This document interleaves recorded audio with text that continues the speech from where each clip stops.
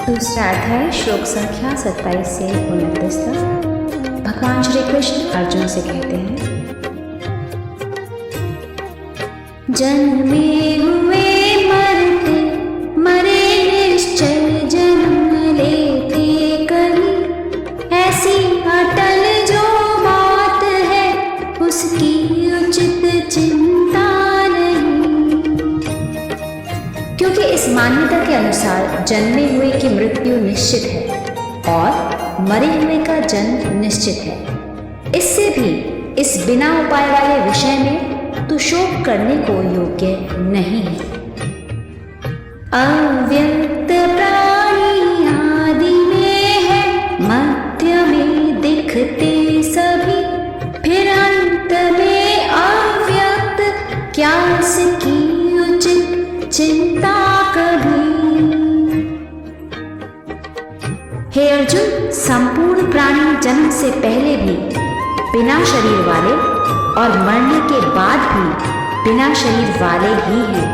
केवल बीच में ही शरीर वाले प्रतीत होते हैं। फिर उस विषय में क्या चिंता है।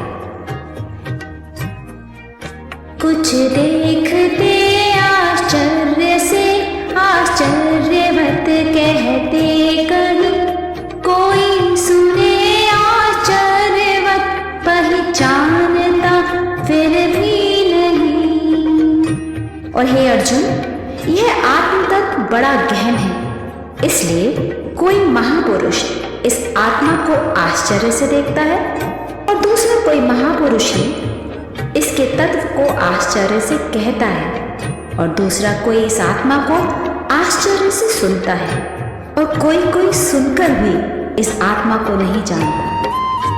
जब सदा से ऐसा ही होता चला आया है और लगभग सभी व्यक्ति शरीर के जन्म से जन्म और उसकी मृत्यु से मृत्यु को प्राप्त होना समझते हैं, तो क्या कारण है कि वास्तविकता समझने वाले इतने कम हैं। इसके लिए भगवान कहते हैं कि हजारों में से कोई एक मनुष्य इस तथ्य पर विचार करता है। जब वह यह विचार करता है कि मैं अपने जिस अस्तित्व को जन्म और मरण वाला मान रहा था, वह अस्तित्व तो अजन्मा और अविनाशी और नित्य है, तो उसको वह बहुत आश्चर्य की बात प्रतीत होती है।